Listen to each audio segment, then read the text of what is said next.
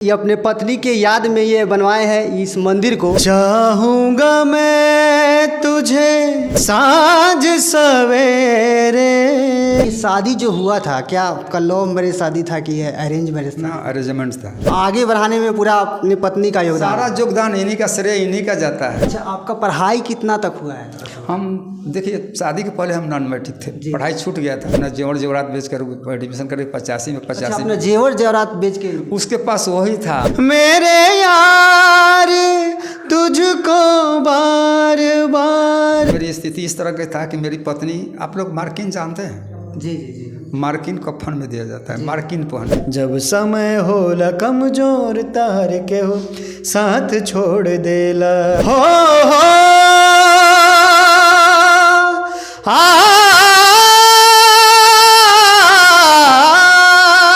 अभी हम पूर्वी चंपारण के भुवन छपरा ग्राम में उपस्थित है और हमारे बीच ये जो मूर्ति देख रहे हैं, ये कोई देवी देवता का मूर्ति नहीं है। ये हमारे बाबा जी है जो ये अपने पत्नी के याद में ये बनवाए हैं इस मंदिर को।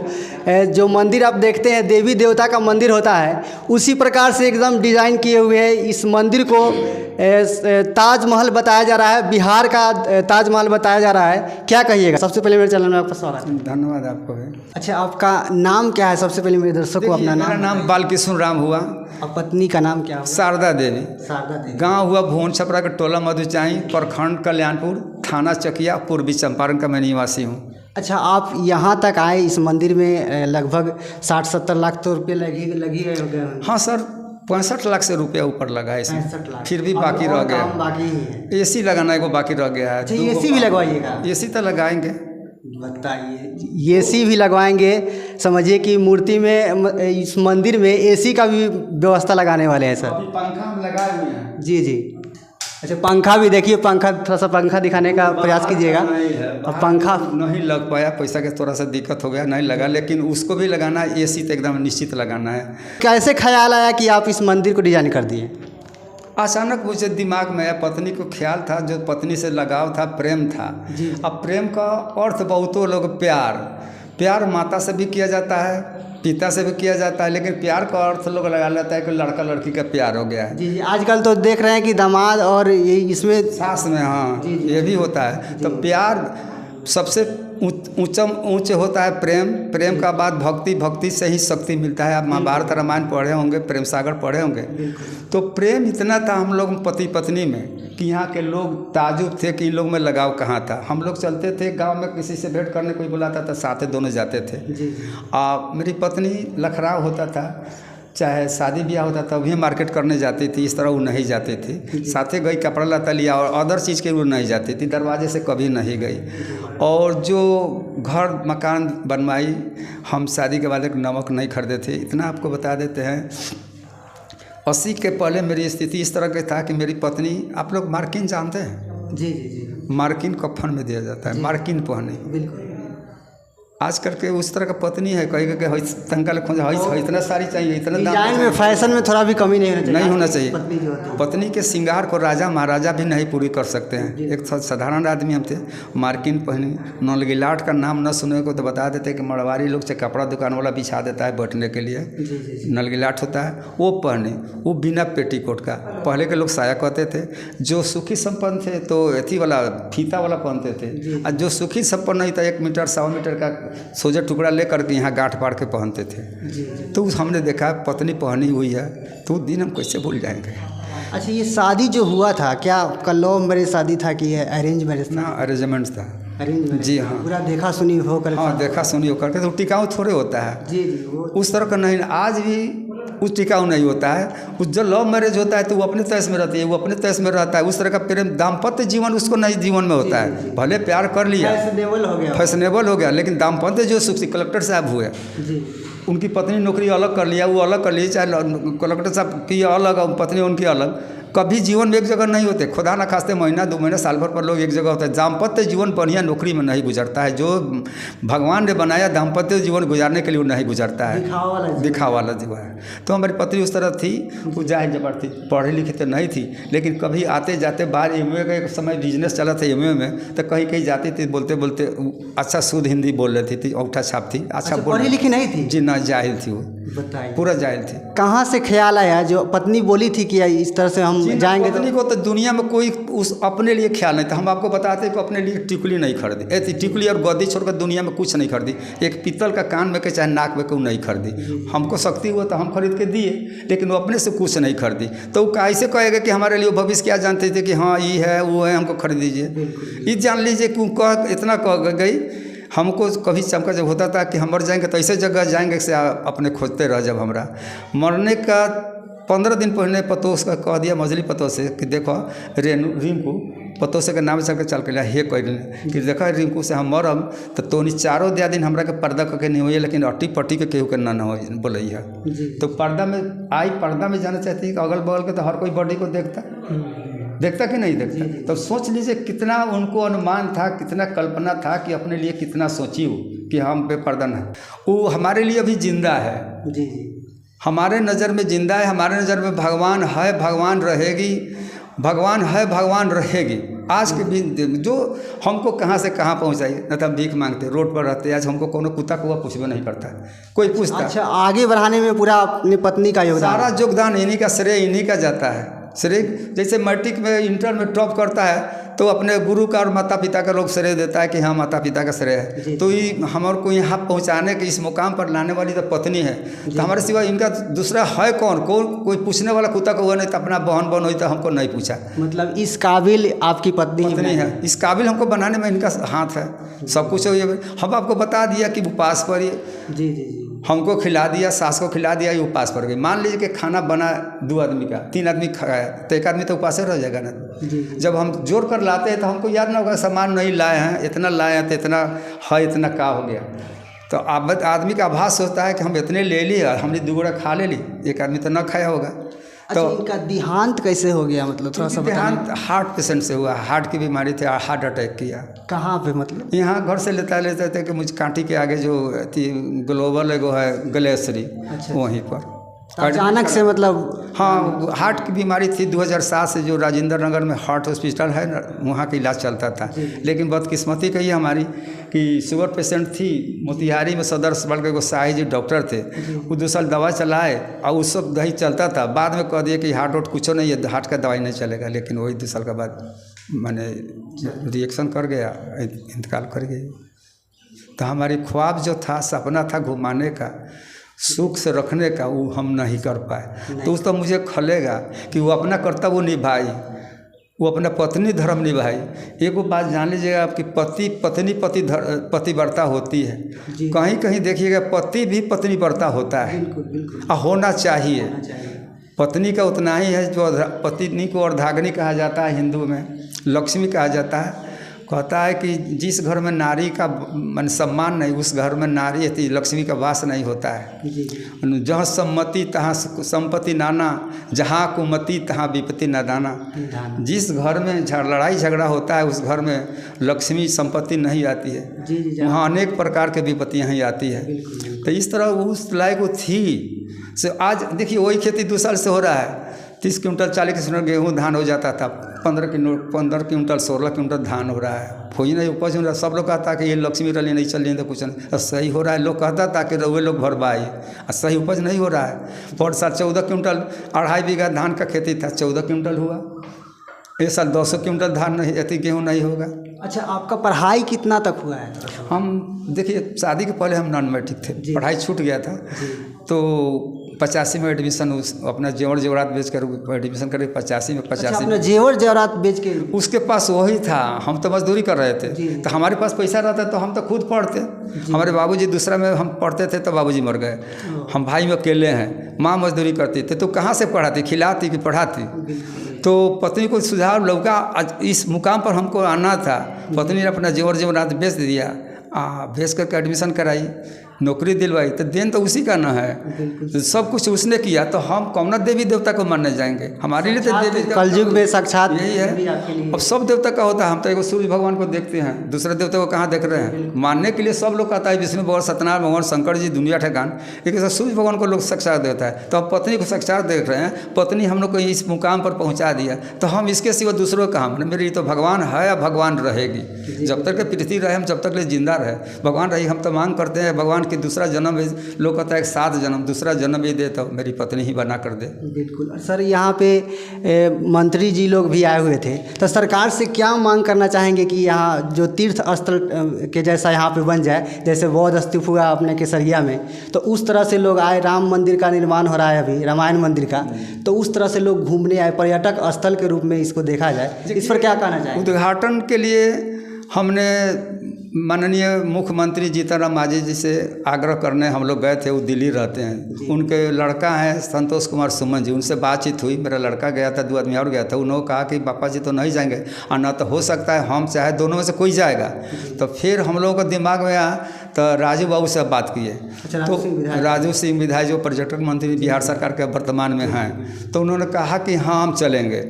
फिर 2 दिन पहले उन्होंने कहा कि 9 बजे के पहले आएंगे या 4 बजे के बाद, 30 तारीख के अमित शाह जी का प्रोग्राम है गोपालगंज में, वो होकर ही हम लोग आएंगे। हम सस्पेक्ट में पड़ गए, थोड़ा सा धड़कन जैसे बढ़ने लगा कि जो लोग नहीं आएगा तो कैसे हुआ। तो मेरा लड़का पार्टी पॉलिसी में रहता है बड़का, तो साधु यादव जी जो पूरे गोपालगंज के पूर्व सांसद है, उनसे बात हुई, वो कहे कि 2 बजे हम आएंगे। अब 2 बजे के बाद 3 बजने लगा, कोई नहीं आता, धड़कन बढ़ते जा रहा था। पूरा पंडाल सजाया हुआ था, सीलिंग लगा हुआ, तो दोनों तरफ से चारों तरफ से स्टेज बना हुआ था। दिल धक धक कर रहा था कि क्या मान सम्मान रहेगा कि ना। वो कहेगा गाड़ी के मुझे चमारता हई कहलन हऊ कहलन कोनो लखनऊ उद्घाटन करे, हई बने रहता, हसारत का पात्र हो जाता।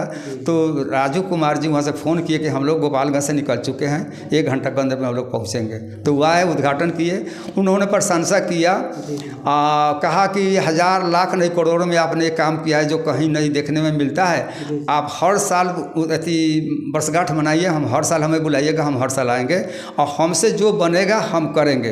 तो हमारा आग्रह है उनसे कि मैसेज के माध्यम से, टीवी चैनल के माध्यम से, कि केसरिया में बौद्ध स्तूप है, विदेशी लोग भी आते हैं। राम जानकी सबसे विश्व का भव्य मंदिर राम जानकी बन रहा है कथौलिया में, केसरिया और चकिया के बीचों बीच है। तो यहाँ से 7 किलोमीटर दूर है वो कथौलिया। तो हम उससे आग्रह करेंगे, ये ठीका रास्ता निकाले हुए है, हम लोग दूसरा रास्ता नहीं है, ठीका रास्ता निकाले हुए, थोड़ा सा कंजस्टेड है। उन लोगों यदि नज़र हो जाता तो 2-2 फीट और चौड़ा हो जाता, तो आने जाने का संपर्क हो जाता कि कोई भविष्य में आने जाने वाला, देखने सुनने वाला होता, तो भविष्य के लिए रास्ता निकल जाएगा। तो हम यही उनसे आरजू करेंगे। जी जी। तो सरकार से कहीं ना कहीं ये आग्रह कर रहे हैं कि यहाँ का जो रोड है थोड़ा सा बहुत मतलब चौड़ा नहीं है, तो उसका चौड़ीकरण किया जाए, ताकि यहाँ जो भी आते हैं पर्यटक स्थल पे, चाहे बौद्ध स्तूप हो, चाहे राम जानकी मंदिर, रामायण मंदिर जो बन रही है कथौलिया में, तो वहाँ जो भी लोग आए यहाँ पर भी आके घूमें और इस तीर्थ स्थल पे के रूप में इसको देखा जाए। और राजू सिंह विधायक जी भी इसको बता रहे हैं कि ताजमहल का एक दूसरा रूप बोल रहे थे वो। हाँ, बोले कि 1000 नहीं, लाख नहीं, करोड़ों में आपने काम किया है। ये देखने को पहले हमको मिला है। ताजमहल के बाद हमको देखने में मिला है। सुनने के लिए तो सुने थे वही, लेकिन देखने को मिला है। हमसे जो बनेगा हम करेंगे इसके लिए। अब उनके अभी मंत्री हैं, अब उनके दिमाग में जो आएगा वो करेंगे, न करेंगे तो उनके बस की बात है। लेकिन हम लोग तो आरजू करते हैं कि कुछ किया जाए हमारे लिए, न भविष्य के लिए, लोगों के लिए, कि लोग का आना जाना यहाँ अच्छा रहे, कि एक गाड़ी आए इधर से, एक गाड़ी मोटरसाइकिल इधर से जा सके साइड में, आने जाने में थोड़ा सा दिक्कत है। और भिखारी सिंगर जी भी आ गए हैं आपसे मिलने और इस मंदिर में मतलब आए हुए हैं, तो इनसे क्या कहना चाहेंगे? इनसे तो अगर है कि गाना गाते हैं, बहुत अच्छा संगीतकार में, संगीत के माध्यम से मंत्री जी के बिहार सरकार को मैसेज दें कि हाँ ये रास्ता का चौड़ीकरण हो जाए, कि आने जाने में सुविधा पब्लिक को हो, आम जनता को हो, चाहे भविष्य में विदेशी लोग आ जाए, कहीं का लोग आ जाए, जैसे बौद्ध स्तूप है। तो जब इतना प्रचार इसका हो रहा है, आप लोग कर रहे हैं, तो इसका भी प्रचार हो जाएगा, तो हो जाएगा उनके दिमाग में आया कि चल कर वहाँ भी हम देख ले, घूम ले, ये तो भविष्य में हो सकता है। तो इसके लिए इनसे आग्रह मेरा है कि इस अपने कला के माध्यम से सरकार से हम सिफारिश करें कोशिश करें कि हाँ ये सरहती रास्ता का थोड़ा चौड़ीकरण हो जाए, क्योंकि ठीक का रास्ता है, कोई अब देने वाला नहीं है। और सरकार चाहेगी तो एक्वायर कर लेगी, सरकार चाहे तो इसी तरह ले सकती है। यही सबसे पहले एक गाना सुनाइए हमारे ये आंटी और अंकल के लिए, जो प्यार पर गाना हो। जी जी बिल्कुल। ये प्यार जो है वो लैला मजनू, हीर रांझा और ये ताजमहल की जो आपने चर्चा की है, उसके बाद ही अब ये इस ज़माने में देखने को मिला है। ये 21वीं सदी में पहली बार ऐसा देखने को मिला। नहीं तो आजकल क्या है कि लोग लालची लोग बहुत ज़्यादा हैं, रिश्ते में मतलब लालचपन आ चुका है, लेकिन इस तरह का प्यार पहली बार देखने को मिल रहा है और ये बहुत ही सराहनीय है। तो 2 लाइन हम गुनगुनाना चाहेंगे, बहुत ही प्यारा सा गाना है। इन लोग के प्यार को देखते हुए 2 लाइन याद आया है। दिल तो ये चाहे हर पल तुम्हें हम बस यूं ही देखा करें, मर के भी हम ना तुमसे जुदा हो, आओ कुछ ऐसा करें, मुझ में समा जा, आ पास आ जा, हमदम मेरे हमनशी, दिल है कि मानता नहीं, ये बेकरारी क्यों हो रही है, ये जानता ही नहीं, हो दिल है कि मानता नहीं। तो मर के भी ये लोग जुदा नहीं हुए हैं और वो मरने के बाद इनका प्यार अमर हो गया है। और इस तरह का चीज़ देखने को इस 21वीं सदी में तो नहीं मिलेगा। पहली बार 21वीं सदी में इस ज़माने में देखने को मिला। नहीं तो चाहेंगे कि एक और गाना जो चाहूँगा मैं तुझे साथ सवेरे, बिल्कुल बिल्कुल, रफ़ी साहब का गाना था। और ये इस समय के लिए बहुत ही समझिए तो ज़रूरी है। चाहूँगा मैं तुझे साँझ सवेरे, फिर भी कभी अब नाम को तेरे आवाज़ मैं न दूँगा, आवाज़ मैं न दूँगा। चाहूँगा मैं तुझे साँझ सवेरे, दर्द भी तू दरस भी तू, नैन भी तू चैन भी तू, दर्द भी तू दरस भी तू, नैन भी तू चैन भी तू, मितवा मेरे यार तुझको बार बार आवाज़ मैं न दूँगा, आवाज़ मैं न दूँगा। चाहूँगा मैं तुझे साँझ सवेरे। क्या बात है, बहुत बढ़िया। और एक और गाना हम चाहेंगे कि सिचुएशन जो बन गया है कि आपका जो गाना वायरल हुआ था कि गजब गजब के लोग, जी जी बिल्कुल, क्योंकि तो उस गाने से थोड़ा सा लगा नहीं। जी जी कोई चाचा जी जैसे बता रहे थे कि इनका कि जब ये करने का इन्होंने सोचा तो इनका किसी ने भी साथ नहीं दिया, क्योंकि सब लोग इनको बोले थे पागल हो गया, ऐसे हो गया वैसे। तो लोग जो कुछ अनोखा करना चाहता है तो लोग उसको पागल ही बोलता है चाचा जी। और आपने ऐसा अनोखा किया है, और ये अनोखा चीज़ कोई पागल इंसान ही कर सकता है। किसी चीज़ के लिए पागलपन होना चाहिए। इतिहास तो पागल ही रचता है, इतिहास तो पागल आदमी ही रचता है, जिद्दी आदमी रचता है। और आपने जिद किया तो आज ये आपने रच दिया। तो उस पर गाना है, गजब गजब के लोग बजग में, स्वार्थ भइल समाज हो, दुख में कहाबा केहू संगतिया, ई दुनिया में आज हो,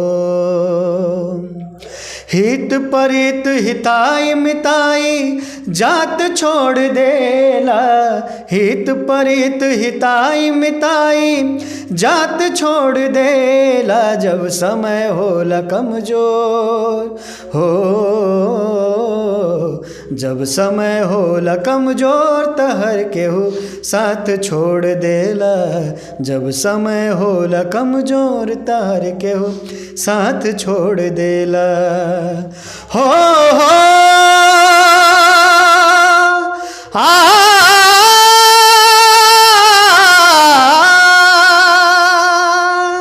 जब इनका समय कमज़ोर था तो सबने साथ छोड़ दिया, और आज जब इतिहास रच दिए हैं तो सारे लोग साथ हो गए। तो ये दुनिया की रीत है, बिगड़े को कोई नहीं पूछता है, जो बन जाता है वो चाहे अच्छा बने चाहे बुरे वक्त से बने, लोग उसको पूछता है। जी ज़रूर। क्या कहिएगा अंकल जाते जाते हमारे दर्शक को? हम एक मैसेज देना चाहते हैं आप लोगों के माध्यम से कि पति पत्नी भी इस तरह का जो हम अपने पत्नी के साथ व्यवहार किए हैं, जो मान सम्मान हमारी पत्नी हमको दिया है, फर्श से अर्श पर पहुंचाई है, तो इस तरह अपने पत्नी के साथ पति भी अपने पति को प्यार दे, पत्नी भी अपने पति को प्यार दे, पति भी अपने पत्नी को प्यार दे, बनाकर सुधार कर रखे कि हाँ गलत मैसेज कहीं किसी के न जाए। गलत मैसेज हो जाता है, हर जगह जाता है, फलना लड़की को उसका हस्बैंड मरवा दिया, औरत तो अपने हस्बैंड को मरवा दिया, औरत तो पत्नी को मरवा दिया, बहुत मैसेज जा रहा है। तो इस अधिकतर लव मैरिज में ये सब हो रहा है। तो इस तरह का मैसेज जाए, कुछ समझे कि हाँ वो कैसा इंसान है, एक साधारण इंसान होकर के अपने पत्नी के लिए इस तरह का मंदिर या स्मारक बनवाया है। मैसेज उन लोगों को मिलना चाहिए। हम यही आप लोगों से आरजू करके मैसेज जाए लोगों को में कि इस तरह का मैंने खून खराबा पति पत्नी में ना हो।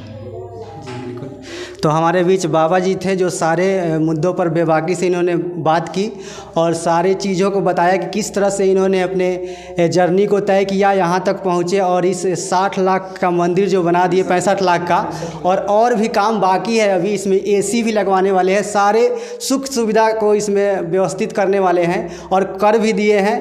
तो सारे मुद्दों पर इन्होंने बात की। तो फिर मिलते हैं अगले वीडियो में, तब तक के लिए नमस्कार।